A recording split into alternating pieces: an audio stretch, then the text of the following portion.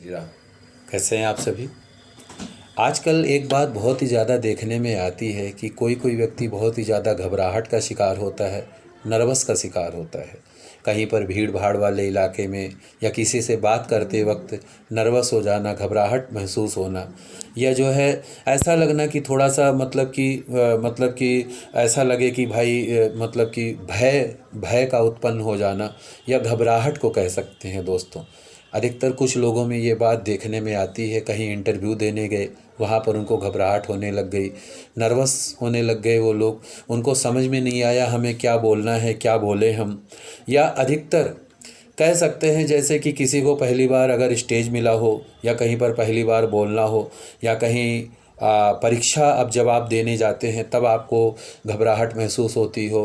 ख़ास करके हमारे बच्चों को जो है जिन बच्चों का जैसे पेपर चल रहा है आजकल, या जैसे कि जो बच्चे पेपर देते हैं, तो ऐसे लोग अगर कुछ बच्चे जो है घबराहट के शिकार हो जाते हैं, नर्वसपन आ जाता है उनमें कि किस तरीके से मैं ये पेपर दूंगा, कैसे मैंने तैयारी किया हूँ, कैसे मेरा रिजल्ट आएगा, आदि आदि अनेकों बातें उनके मन में आती रहती हैं। या कोई व्यक्ति जैसे कहीं कोई सफ़र पर जाता है, तब उसको लगता है कि कहीं पर मतलब कि मेरे साथ कोई ऐसी घटना ना हो जाए, या ऐसा कुछ ना हो जाए। या कहीं पर जैसे कोई नदी सर जा रहा है तो ऊंचाई पर देखता है तो ऐसा लगता हो जैसे कहीं मैं गिर ना जाऊं, या कुछ ऐसे डर या घबराहट या नर्वसपन आ जाना जो है। तो दोस्तों इसके बारे में बात करूंगा।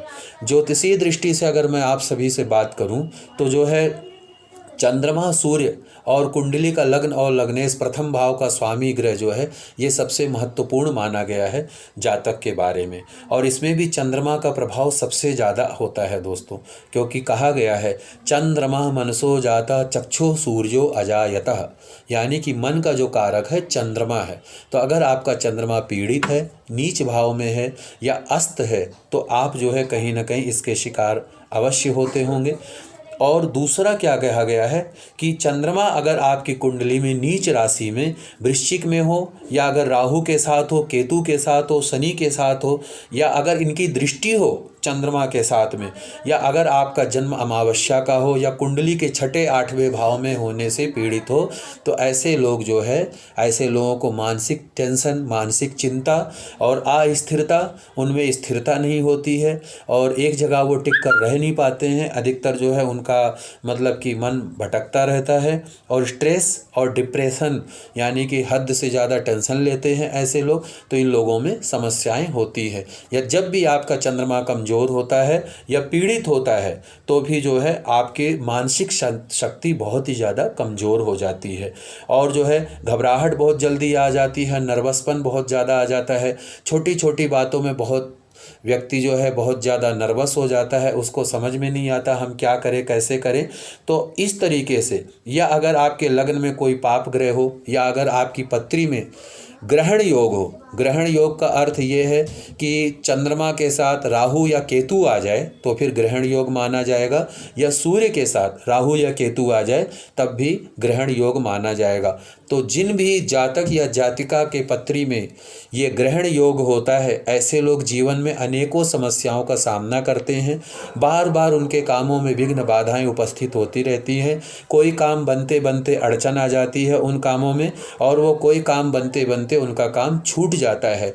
एक तरीके से कहूँ जैसे सफलता की आपने सारी की सारी सीढ़ियाँ चढ़ ली, 99 सीढ़ियाँ चढ़ ली आपने, जैसे ही सभी सीढ़ी चढ़ने लग गए तैसे ही आप धड़धड़ा करके नीचे गिर गए। तो ऐसे लोगों के साथ ये बातें ज़्यादातर होती हैं।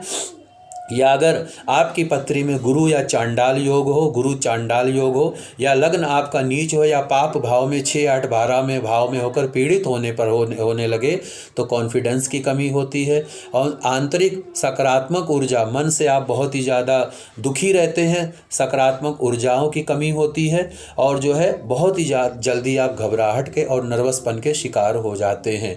तो ऐसे लोगों को सूर्य और लग्नेश तीनों की ही यहाँ बहुत ही ज़्यादा महत्वपूर्ण भूमिका होती होती है दोस्तों। और घबराहट और नर्वस होने की समस्याओं का मुख्य कारण आपको मैंने बताया ही है।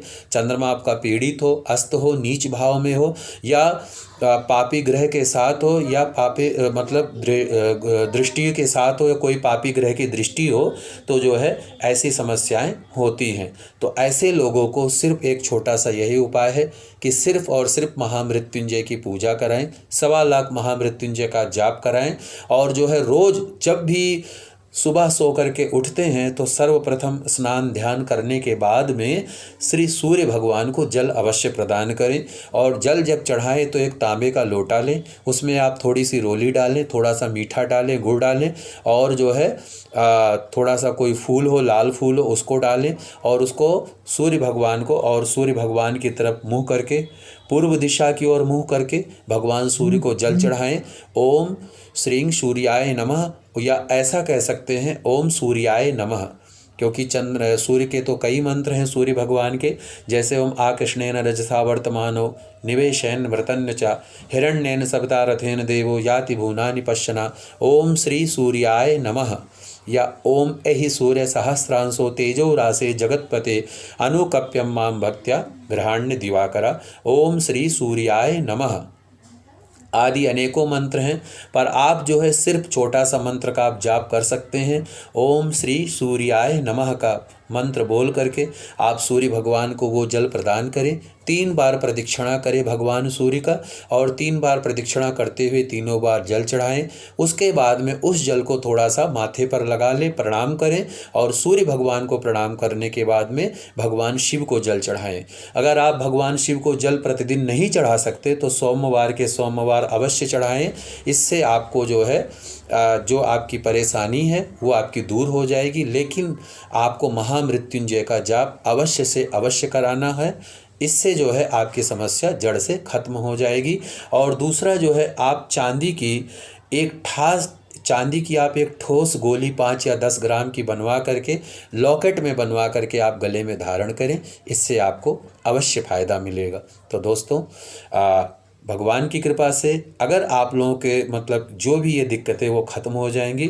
तो अगर आप हमारे जातक या जातिका, या हमारे कोई भाई या बहन, या हमारे कोई भी अगर इन समस्याओं से ग्रस्त हैं तो आप इसका उपाय अवश्य कराइए, आपको अवश्य फ़ायदा मिलेगा। इसी के साथ आप लोग खुश रहिए, भगवान आप सभी का कल्याण करे। ओम नमः शिवाय, जय श्री राम, हर हर महादेव।